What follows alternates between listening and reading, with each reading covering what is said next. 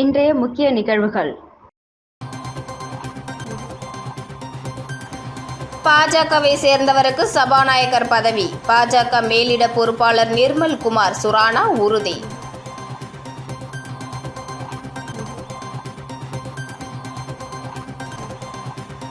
புதுச்சேரி காவல்துறைக்கு குடியரசுத் தலைவரின் வண்ணக் கொடி அங்கீகாரம் மத்திய உள்துறை அமைச்சர் அமித் ஷா வழங்கினார்.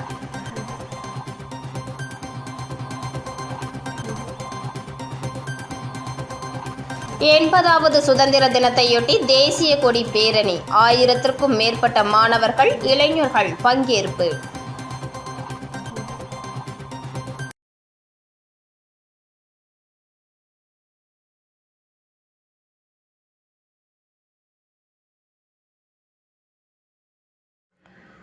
இந்தியாவின் மிக உயரிய காவல்துறை கௌரவங்களில் ஒன்றான குடியரசுத் தலைவரின் வண்ணக்கொடி அங்கீகாரம் புதுச்சேரி காவல்துறைக்கு மத்திய உள்துறை அமைச்சர் அமித் ஷாவால் இன்று அதிகாரப்பூர்வமாக வழங்கப்பட்டது.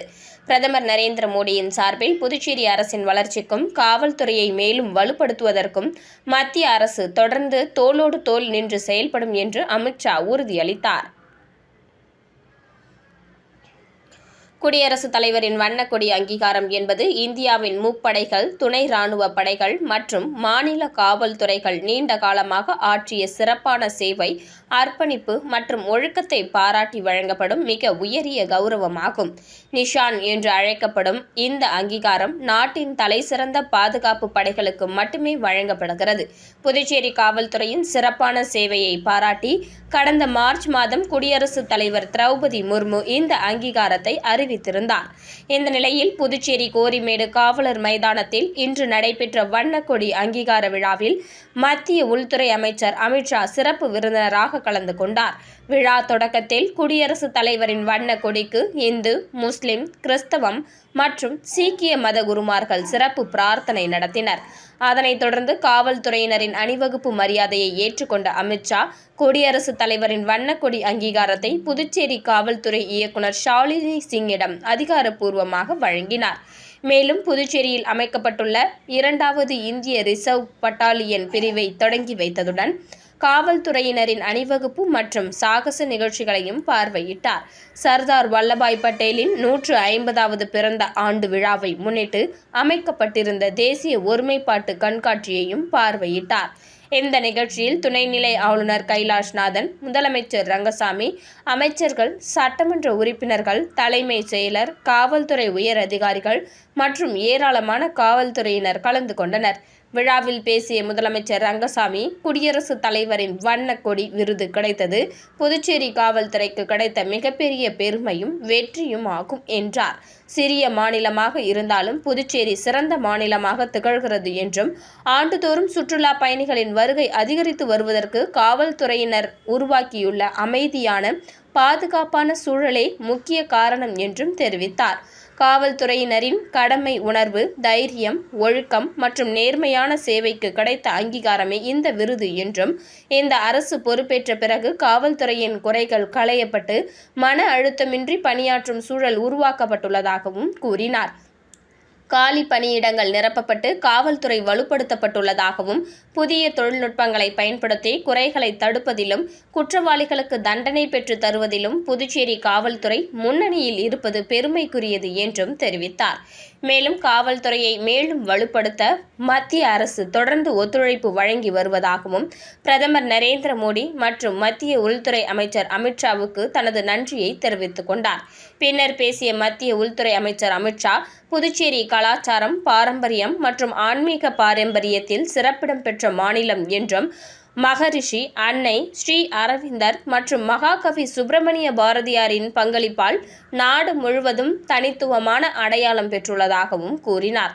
குடியரசுத் தலைவரின் வண்ணக் கொடி அங்கீகாரம் என்பது சாதாரண விருது அல்ல. புதுச்சேரி காவல்துறையின் கடின உழைப்பு, அர்ப்பணிப்பு மற்றும் வீரத்துக்கு கிடைத்த உயரிய தேசிய கௌரவம் என்று பாராட்டினார். 5000 காவலர்கள் மட்டுமே இருந்தாலும் சட்டம் ஒழுங்கை சிறப்பாக பராமரித்து மக்களின் நம்பிக்கையை பெற்றுள்ளீர்கள். மக்களுக்கு சேவை செய்வதில் புதுச்சேரி காவல்துறை முன்னோடியாக திகழ்கிறது என்று அவர் குறிப்பிட்டார். கொரோனா பெருந்தொற்று காலத்தில் யூனியன் பிரதேசங்களில் மக்களுக்கு சிறப்பாக சேவை செய்த காவல்துறையாக புதுச்சேரி காவல்துறை விளங்கியதாகவும் அந்த அர்ப்பணிப்பு காவல்துறையின் வரலாற்றில் பொன்னெழுத்துக்களால் எழுதப்பட வேண்டியது என்றும் அவர் தெரிவித்தார். மேலும் பிரதமர் நரேந்திர மோடியின் தலைமையிலான மத்திய அரசு கடந்த 12 ஆண்டுகளில் புதுச்சேரியின் வளர்ச்சிக்காக பல மடங்கு அதிக நிதி ஒதுக்கியுள்ளதாகவும் புதுச்சேரி காவல்துறையை மேலும் வலுப்படுத்தவும் மாநில வளர்ச்சிக்கு தேவையான அனைத்து உதவிகளையும் மத்திய அரசு தொடர்ந்து வழங்கும் என்றும் உறுதியளித்தார்.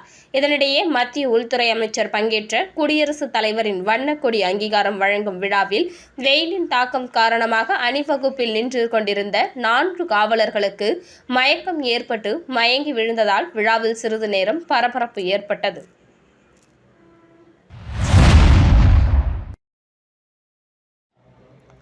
புதுச்சேரி சட்டமன்றத்திற்கு நிரந்தர சபாநாயகர் தேர்வு செய்யப்படாமல் சட்டமன்றத்தை கூட்டினால் சட்டமன்ற கூட்டத்தில் கலந்து கொள்வது குறித்து திமுக சட்டமன்ற உறுப்பினர்கள் பரிசீலனை செய்ய வேண்டிய நிலை உருவாகும் என புதுச்சேரி சட்டமன்ற எதிர்க்கட்சித் தலைவர் நாஜிம் பேட்டி அளித்துள்ளார்.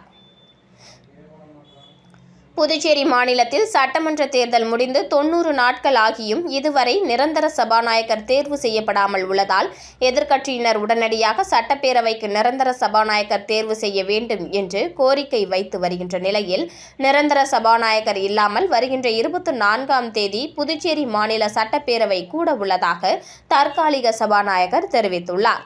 இந்த நிலையில் இன்று செய்தியாளர்களை சந்தித்த புதுச்சேரி சட்டப்பேரவை எதிர்க்கட்சித் தலைவர் நாஜிம் பேசுகையில் வருகின்ற 24ஆம் தேதி சட்டமன்றம் கூடுவதாக அறிவிக்கப்பட்டுள்ள நிலையில் நிரந்தர சபாநாயகர் தேர்வு செய்யப்படாமல் சட்டமன்றத்தை கூட்டினால் அதில் திமுக சட்டமன்ற உறுப்பினர்கள் கலந்து கொள்வது குறித்து திமுக தலைமையுடன் கலந்து ஆலோசித்து பரிசீலனை செய்ய வேண்டிய நிலை உருவாகும் என தெரிவித்துள்ளார்.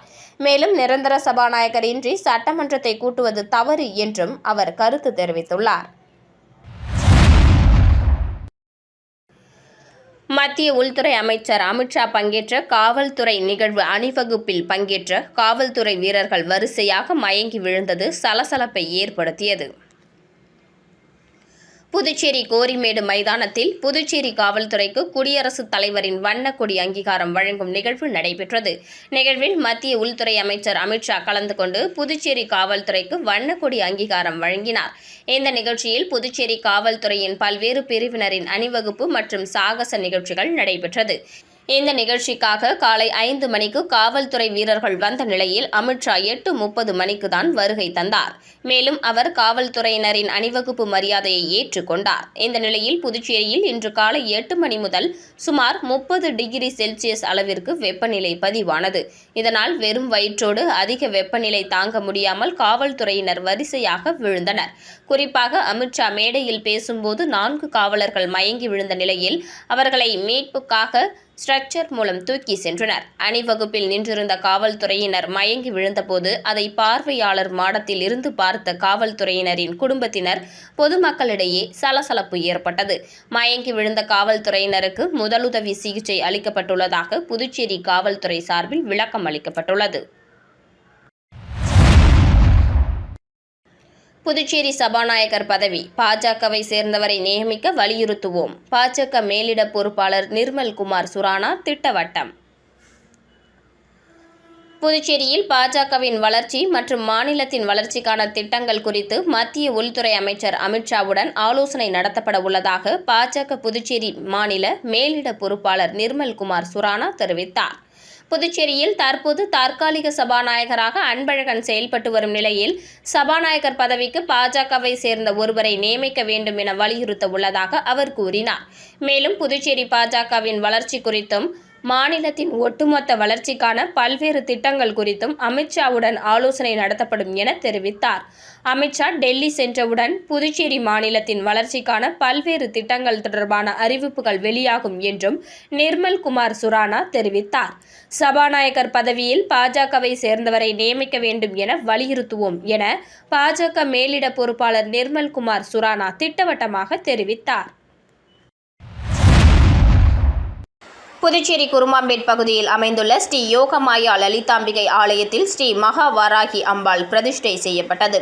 இதில் பக்தர்கள் பலரும் கலந்து கொண்டு வாராகி அம்பாளை வழிபட்டு சென்றனர். புதுச்சேரி குருமாம்பேட் பகுதியில் அமைந்துள்ளது ஸ்ரீ யோகமாயா லலிதாம்பிகை அம்மன் ஆலயம். இந்த ஆலயத்தில் ஸ்ரீ மகா வாராகி அம்பாள் பிரதிஷ்டை செய்யப்பட்டது. முன்னதாக அம்மனுக்கு யாகசாலை அமைக்கப்பட்டு கலசங்கள் வைத்து வேத மந்திரங்கள் ஓதி கலசங்கள் உட்புறப்பாடு எடுத்து வரப்பட்டு ஸ்ரீ மகா வாராகி அம்பாளுக்கு புனித நீர் ஊற்றி பிரதிஷ்டை செய்யப்பட்டது. தொடர்ந்து அலங்கரிக்கப்பட்ட வாராகி அம்மனுக்கு சோடச தீபாராதனைகள் காட்டப்பட்டு பக்தர்களுக்கு புனித நீர் தெளிக்கப்பட்டது.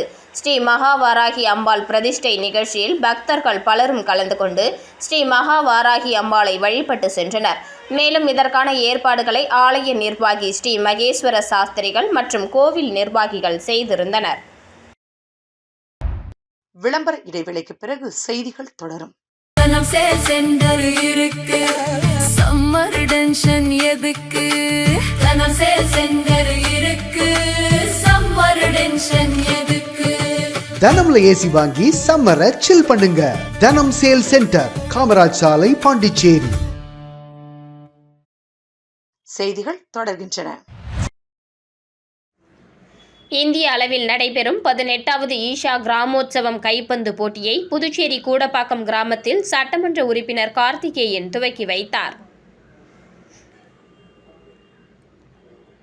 புதுச்சேரி கூடப்பாக்கம் குலோத்துங்க சோழன் விளையாட்டுத் தொடரில் 18வது ஈஷா கிராமோற்சவம் சார்பில் இந்திய அளவில் 10 மாநிலங்களில் நடைபெறும் இந்த கைப்பந்து போட்டியின் முக்கியத்துவம் இளைஞர்களை நல்வழிப்படுத்தும் வகையில் நடத்தப்படும் புத்துணர்வு கோப்பை 2026க்கான முதல் கட்ட கிராமிய விளையாட்டு திருவிழா கூடப்பாக்கம் விளையாட்டு மைதானத்தில் ஆண்களுக்கான கைப்பந்து போட்டி 2 நாட்கள் நடைபெறுகிறது.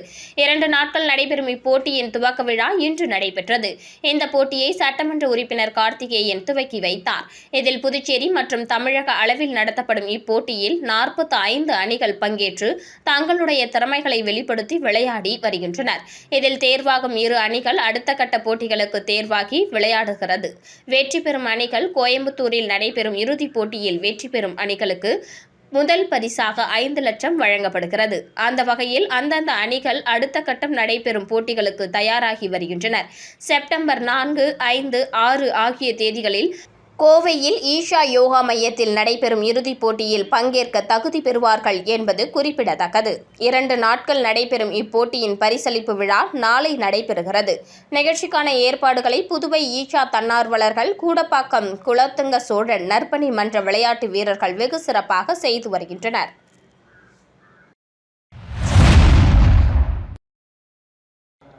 உலக தாய்ப்பால் வார விழாவை முன்னிட்டு கோரிமேடு ஆரம்ப சுகாதார நிலையத்தில் விழிப்புணர்வு நிகழ்ச்சி நடைபெற்றது. புதுச்சேரி சுகாதாரம் மற்றும் குடும்ப நலத்துறை சார்பில் உலக தாய்ப்பால் வாரம் ஆகஸ்ட் 1 முதல் 7 வரை கடைபிடிக்கப்பட்டு வருகிறது. இதன் ஒரு பகுதியாக கோரிமேடு ஆரம்ப சுகாதார நிலையத்தில் உலக தாய்ப்பால் வார விழா சிறப்பாக நடைபெற்றது.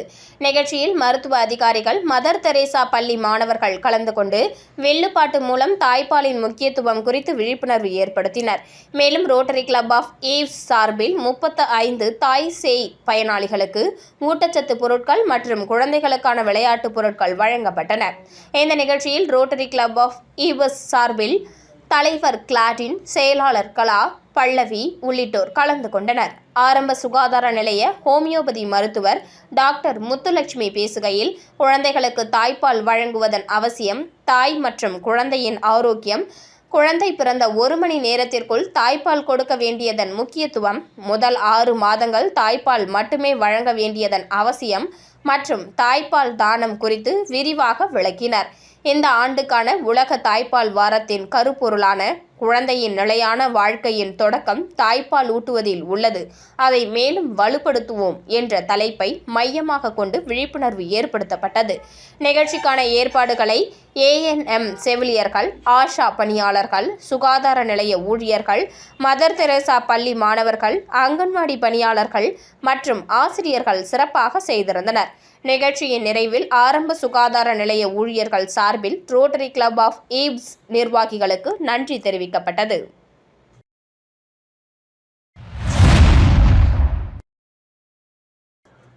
காரைக்கால் திருநள்ளாறு பேட்டையில் ஸ்ரீ சக்தி மாரியம்மன் ஆலய பால்குட ஊர்வலம் நடைபெற்றது. இதில் ஏராளமான பக்தர்கள் பால்குடம் ஏந்தி ஊர்வலமாக சென்றனர். காரைக்கால் மாவட்டம் திருநள்ளாறு அடுத்த பேட்டை கிராமத்தில் அமைந்துள்ள புகழ்பெற்ற ஸ்ரீ சக்தி மாரியம்மன் ஆலயத்தின் தீமிதி திருவிழாவை முன்னிட்டு நடைபெற்ற பால்குட ஊர்வலத்தில் ஏராளமான பக்தர்கள் கலந்து கொண்டு அம்மனை வழிபட்டனர்.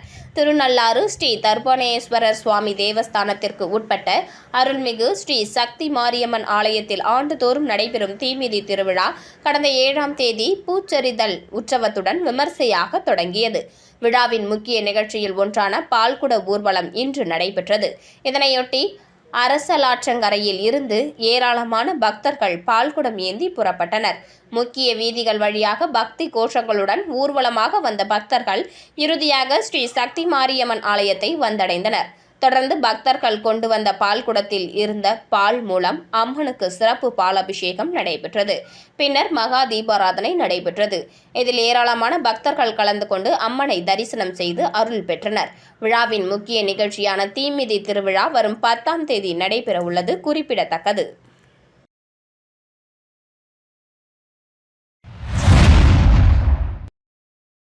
புதுச்சேரியில் பாஜக சார்பில் நடைபெறும் தேசிய கொடி அணிவகுப்பு நிகழ்ச்சியின் தொடக்க விழா முருகா தியேட்டர் சந்திப்பு பகுதியில் நடைபெற்று வருகிறது. இதில் மத்திய உள்துறை அமைச்சர் அமித்ஷா கலந்து கொண்டு யாத்திரையை துவக்கி வைத்தார். நாட்டின் 80வது சுதந்திர தினத்தை முன்னிட்டு தேசிய கொடியின் பெருமையை பறைசாற்றும் வகையில் நாடு முழுவதும் தேசிய கொடி அணிவகுப்பு உள்ளிட்ட பல்வேறு நிகழ்ச்சிகள் நடத்தப்பட்டு வருகின்றன. அதன் ஒரு பகுதியாக புதுச்சேரியிலும் பாஜக சார்பில் மூவண்ண கொடி அணிவகுப்பு பேரணிக்கு ஏற்பாடு செய்யப்பட்டுள்ளது. இதையடுத்து பாஜக சார்பில் நடைபெறும் மூவண்ண தேசிய கொடி அணிவகுப்பு பேரணியை மத்திய உள்துறை அமைச்சர் அமித்ஷா, துணைநிலை ஆளுநர் கைலாஷ்நாதன், புதுச்சேரி மாநில பாஜக மேலிட பொறுப்பாளர் நிர்மல் குமார் சுரானா, புதுச்சேரி மாநில உள்துறை அமைச்சர் நமச்சிவாயம், புதுச்சேரி பாஜக மாநில தலைவர் ராமலிங்கம் உள்ளிட்டோர் துவக்கி வைத்தனர். முருகா தியேட்டர் சந்திப்பில் நடைபெற்று வரும் நிகழ்ச்சியில் மாணவர்கள், இளைஞர்கள் உள்ளிட்ட 1000க்கும் மேற்பட்டோர் கலந்து கொண்டனர். கைகளில் தேசிய கொடியை ஏந்தியவாறும், நாட்டின் தலைவர்கள் மற்றும் சுதந்திர போராட்ட வீரர்களின் புகைப்படங்களை கையில் ஏந்தியவாறும் பங்கேற்பாளர்கள் புதுச்சேரியின் முக்கிய வீதிகளில் பேரணியாக சென்றனர்.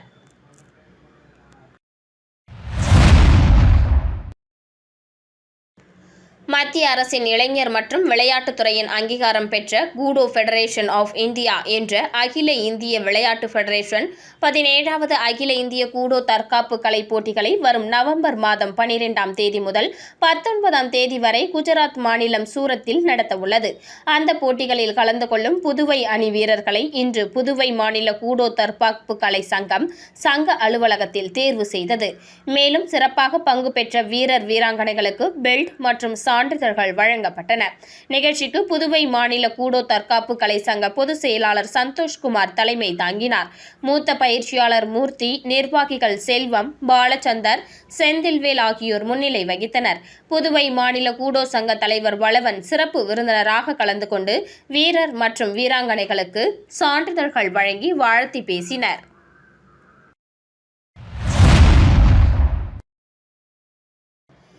காரைக்காலில் அறிஞர் அண்ணா அரசு கலைக்கல்லூரி முன்னாள் மாணவர்கள் சந்திப்பு. கல்லூரிக்கு தேவையான அடிப்படை வசதிகளை மேம்படுத்த நடவடிக்கை. காரைக்கால் மாவட்டத்தில் 70 ஆண்டுகளுக்கு மேலாக செயல்பட்டு வரும் பழமை வாய்ந்த அறிஞர் அண்ணா அரசு கலைக்கல்லூரியின் முன்னாள் மாணவர்கள் சந்திப்பு நிகழ்ச்சி நடைபெற்றது. முன்னாள் மாணவர்கள் சங்க தலைவர் செல்வமணி தலைமையிலும் செயலாளர் காளிதாஸ் முன்னிலையிலும் நடைபெற்ற நிகழ்ச்சியில் கல்லூரியில் பல்வேறு ஆண்டுகளில் பயின்ற முன்னாள் மாணவர்கள் திரளாக கலந்து கொண்டு பழைய நினைவுகளை பகிர்ந்து கொண்டனர்.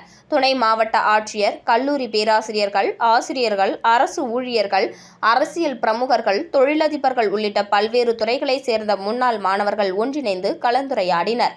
தொடர்ந்து கல்லூரியில் நிலவி வரும் அடிப்படை கட்டமைப்பு மற்றும் நிர்வாக பிரச்சினைகள் குறித்து தீர்மானங்கள் நிறைவேற்றப்பட்டன. கல்லூரிக்கு தேவையான ஆசிரியர்களை உடனடியாக நியமிக்க வேண்டும், தூய்மை பணியாளர்களை நியமிக்க வேண்டும், மாணவர்களுக்கான குடிநீர் வசதி மற்றும் வாகன நிறுத்துமிட வசதிகளை மேம்படுத்த வேண்டும் என தீர்மானிக்கப்பட்டது. மேலும் தற்போது பகுதி நேர வகுப்புகளாக நடைபெறும் வகுப்புகளை முழுநேர வகுப்புகளாக மாற்றி அதற்கேற்ப பேராசிரியர்களை பணியமர்த்த நடவடிக்கை எடுக்க வேண்டும் என்றும் வலியுறுத்தப்பட்டது. இந்த தீர்மானங்கள் தொடர்பாக புதுச்சேரி அரசின் சம்பந்தப்பட்ட அமைச்சர் மற்றும் சட்டமன்ற எதிர்க்கட்சி தலைவரை நேரில் சந்தித்து கோரிக்கை மனு அளித்து நடவடிக்கை எடுக்க வலியுறுத்துவது என முன்னாள் மாணவர்கள் முடிவு செய்துள்ளனர். கல்லூரியின் வளர்ச்சிக்கும் மாணவர்களின் கல்வி தரத்தை மேம்படுத்துவதற்கும் முன்னாள் மாணவர்கள் தொடர்ந்து ஒருங்கிணைந்து செயல்படுவோம் என்றும் தெரிவித்தனர்.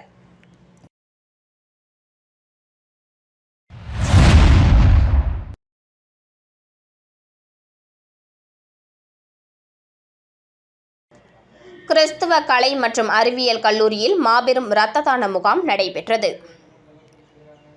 மூலக்குளத்தில் அமைந்துள்ள கிறிஸ்தவ கலை மற்றும் அறிவியல் கல்லூரியில் நாட்டு நலப்பணி திட்டம் சார்பில் வெள்ளிக்கிழமை மாபெரும் இரத்த தான முகாம் சிறப்பாக நடைபெற்றது.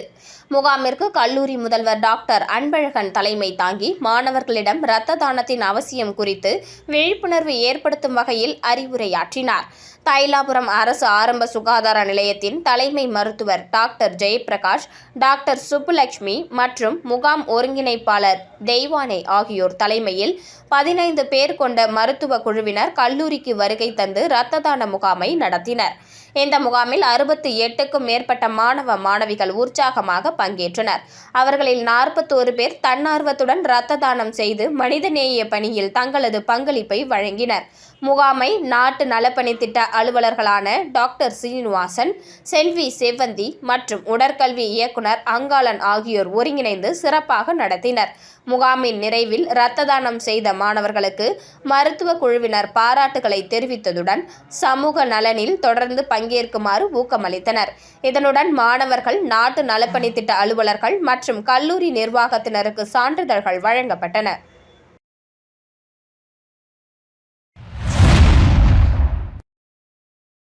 புதுச்சேரியில் ஜாதிவாரி கணக்கெடுப்பு நடத்த வேண்டும் என வன்னியர் சங்க ஆலோசனைக் கூட்டத்தில் தீர்மானம் நிறைவேற்றப்பட்டது. புதுச்சேரியில் ஜாதிவாரி கணக்கெடுப்பு நடத்த வேண்டும், மிகவும் பிற்படுத்தப்பட்டோர் பிரிவினருக்கான நலத்திட்டங்களை அதிகரிக்க வேண்டும், கல்வி மற்றும் வேலைவாய்ப்பில் உரிய பிரதிநிதித்துவம் வழங்க வேண்டும் உள்ளிட்ட பல்வேறு கோரிக்கைகளை வலியுறுத்தி வன்னியர் சங்க ஆலோசனைக் கூட்டத்தில் தீர்மானங்கள் நிறைவேற்றப்பட்டன. புதுச்சேரி மாநில வன்னியர் சங்கத்தின் சார்பில் நடைபெற்ற ஆலோசனைக் கூட்டத்திற்கு தலைவர் நரசிம்மன் தலைமை வகித்தார். கௌரவ தலைவர் ஜெயக்குமார், சிறப்பு அழைப்பாளர்கள் மற்றும் சங்கத்தின் பல்வேறு நிர்வாகிகள் கலந்து கொண்டு வன்னியர் மற்றும் மிகவும் பிற்படுத்தப்பட்டோர் மக்களின் கல்வி, வேலைவாய்ப்பு, சமூக மற்றும் பொருளாதார முன்னேற்றம் தொடர்பாக ஆலோசனை நடத்தினர். கூட்டத்தில் புதுச்சேரி மாநிலத்தில் சாதிவாரி கணக்கெடுப்பை உடனடியாக நடத்த வேண்டும் என அரசை வலியுறுத்தப்பட்டது. புதுச்சேரியில் நடைபெறும் அரசு பணியாளர் தேர்வுகள் மற்றும் ஆட்சேர்ப்புகளில் மக்கள் தொகை அடிப்படையில் வன்னியர் சமூகத்தினருக்கு உரிய இடஒதுக்கீடு மற்றும் பிரதிநிதித்துவம் வழங்க வேண்டும் என கோரிக்கை விடுக்கப்பட்டது. மிகவும் பிற்படுத்தப்பட்டோர் பிரிவினருக்காக தனி நலவாரியம் அமைத்து அதற்கு தேவையான நிதியை அரசு ஒதுக்க வேண்டும் என்றும், அந்த மக்களின் கல்வி, வேலைவாய்ப்பு மற்றும் வாழ்வாதாரத்தை மேம்படுத்தும் வகையில் சிறப்பு திட்டங்களை செயல்படுத்த வேண்டும் என்றும் வலியுறுத்தப்பட்டது. புதுச்சேரியில் உள்ள மத்திய மற்றும் மாநில அரசு கல்வி நிறுவனங்கள் மற்றும் அரசு வேலைவாய்ப்புகளில் புதுச்சேரியை சேர்ந்தவர்களுக்கு உரிய முன்னுரிமை வழங்க வேண்டும் என தீர்மானிக்கப்பட்டது. புதுச்சேரி அரசு பணியாளர் தேர்வாணையம் மூலம் நடைபெறும் ஆட்சேர்ப்புகளில் உள்ளூர் இளைஞர்களுக்கு உரிய வாய்ப்புகளை உறுதி செய்ய வேண்டும் என்றும் வலியுறுத்தப்பட்டது. MBC எனப்படும் மிகவும் பிற்படுத்தப்பட்டோர் பிரிவினரின் சமூக மற்றும் பொருளாதார முன்னேற்றத்திற்காக சிறப்பு நலத்திட்டங்கள் மற்றும் உரிய சட்டப்பூர்வ பாதுகாப்பை வழங்க வேண்டும் என கோரிக்கை விடுக்கப்பட்டது. காவல்துறை உள்ளிட்ட அரசு துறைகளில் வன்னியர் சமூகத்தினருக்கு உரிய பிரதிநிதித்துவம் கிடைக்கும் வகையில் நடவடிக்கை எடுக்க வேண்டும் என்றும் கூட்டத்தில் தீர்மானிக்கப்பட்டது. கூட்டத்தில் புதுவை பாமக வடக்கு அமைப்பாளர் வடிவேல் கவுண்டர், துணைத் தலைவர்கள் முடுகல், நந்தகோமாய், பாண்டு, சிவரங்கன், துணை செயலாளர்கள் அருண், சிவா, புதுவை மாநில கிழக்கு பகுதி நிர்வாகி குடமதியழகன், கலைஞர் அணி தலைவர் மணிரத்னம், செயலாளர் கணபதி உள்ளிட்ட சங்க நிர்வாகிகள் மற்றும் உறுப்பினர்கள் கலந்து கொண்டனர். வன்னியர் மற்றும் மிகவும் பிற்படுத்தப்பட்டோர் மக்களின் நீண்டகால கோரிக்கைகளை அரசு கவனத்தில் கொண்டு சாதிவாரி கணக்கெடுப்பு உள்ளிட்ட கோரிக்கைகளுக்கு உரிய நடவடிக்கை எடுக்க வேண்டும் என கூட்டத்தில் வலியுறுத்தப்பட்டது.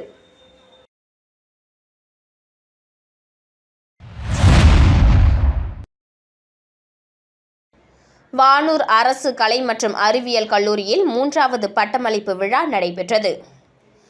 விழுப்புரம் மாவட்டம் வானூர் அரசு கலை மற்றும் அறிவியல் கல்லூரி திருச்சிற்றம்பலம் மயிலம் ரோட்டில் செயல்பட்டு வருகிறது. இக்கல்லூரியில் 1000க்கும் அதிகமான மாணவர்கள் கல்வி பயின்று வருகின்றனர். இக்கல்லூரியின் 3வது பட்டமளிப்பு விழா கல்லூரி உள்ளரங்கில் நடைபெற்றது. கல்லூரி முதல்வர் வில்லியம் வரவேற்று பட்டமளிப்பு விழா அறிக்கையை வாசித்தார். சிறப்பு விருந்தினராக சமூக நீதித்துறை அமைச்சர் வன்னியரசு கலந்து கொண்டு போட்டி நிறைந்த உலகில் தோல்விகளை கண்டு துவண்டு விடாமல் விடாமுயற்சியுடன் செயல்பட வேண்டும் என்றும் வாழ்நாள் முழுவதும் கல்வி கற்றுக்கொண்டே இருக்க வேண்டும் என்றும் மாணவர்களுக்கு அறிவுரை வழங்கினார்.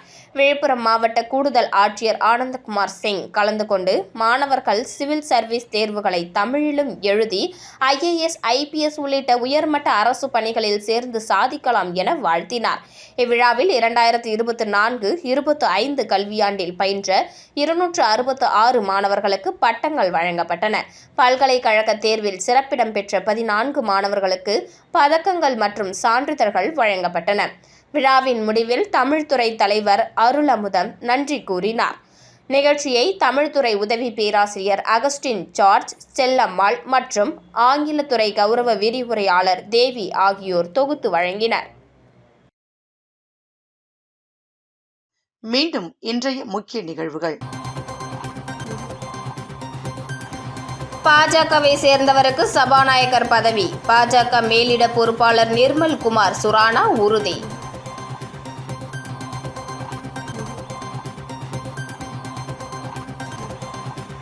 புதுச்சேரி காவல்துறைக்கு குடியரசுத் தலைவரின் வண்ணக்கொடி அங்கீகாரம். மத்திய உள்துறை அமைச்சர் அமித்ஷா வழங்கினார்.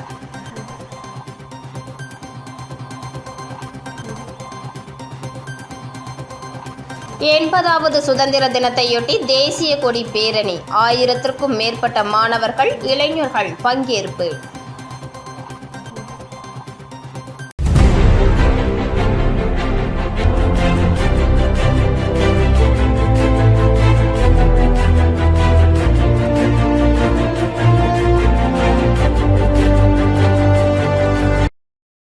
செய்திகளை உடனுக்குடன் தெரிந்து கொள்ள ஆஸ்கார் யூடியூப் சேனலை சப்ஸ்கிரைப் செய்யவும்.